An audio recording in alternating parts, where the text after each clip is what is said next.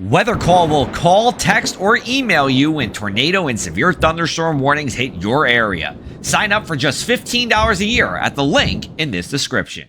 Good morning, everyone. It is your Monday morning update on our nor'easter. This video comes to us from the Highlands Emergency Management.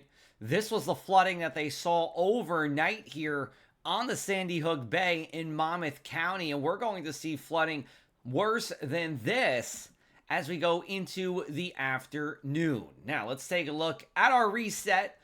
We did have moderate stage tidal flooding for most places overnight, and we're going to be higher as we go into Monday afternoon here. The winds, we have actually seen higher gusts than I thought. We got over 50 miles an hour in Seaside, Long Beach Island, and Atlantic City. It even got over 60 miles an hour in some parts of LBI. I wasn't expecting anything over 60, but either way, we are expecting more power outages and tree damage this morning, and then the winds are going to slowly taper down as we go into the afternoon and into Tuesday. As far as the rain goes, pretty much on target here, 1 to 2 inches of rain for Monmouth and Ocean counties, less to the south and definitely less to the west. There will be pockets of rainfall flooding as we go into the day. We have a coastal flood warning still in effect for all counties up and down the Jersey Shore here. We're looking for property-threatening flooding and impossible driving as we go into the afternoon high tide.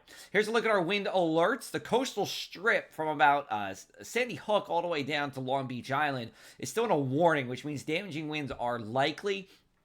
We have an advisory for inland ocean and Monmouth counties, but this is only until 8 a.m. Again, as we go later in the day, the winds do slowly diminish, and that's good news.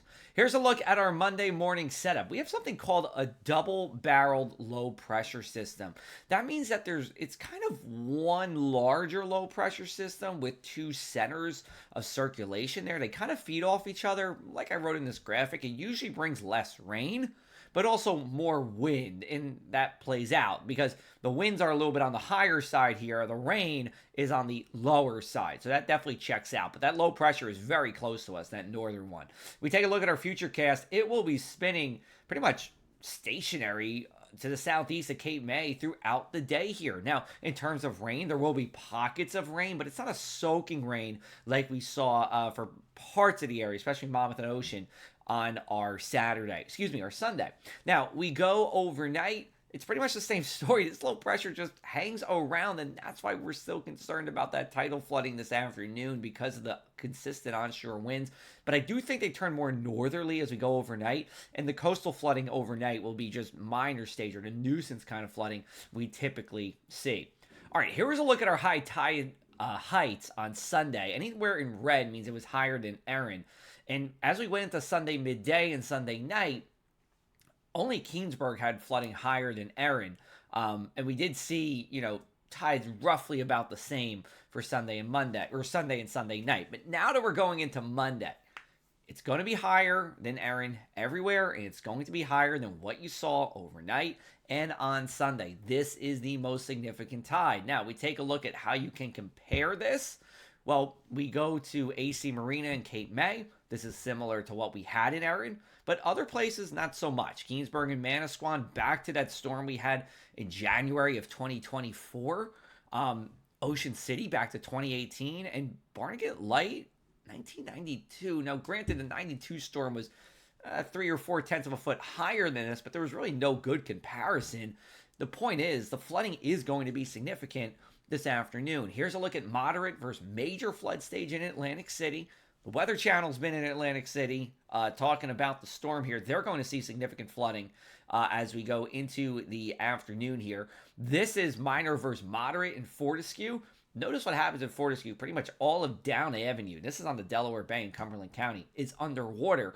And then Manahawkin, Beach Haven West, you can't even drive over Bay Avenue. There's water on it. And then parts of Beach Haven West see flooding on the roads too.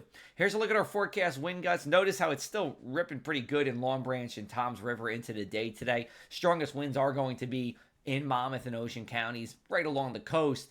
And then that eventually weakens as the storm actually moves to the southeast, and we will see lesser winds with that too. Couple of final notes here. Again, tidal flooding this afternoon will be worse than anything we saw with this storm already. There's even some roads that will be covered in water pretty much all day today, and those susceptible low-lying roads. If you see flood water, turn around, don't drown. And remember, if you're inland and you're like, hey, what the heck's going on with this storm? Well, remember, this was never a significant storm for you inland. Yes, I am talking about Monmouth Ocean, Atlantic, Cape May, and Cumberland counties, but I have to, be concerned for the immediate coast, and that's what I've been focusing on.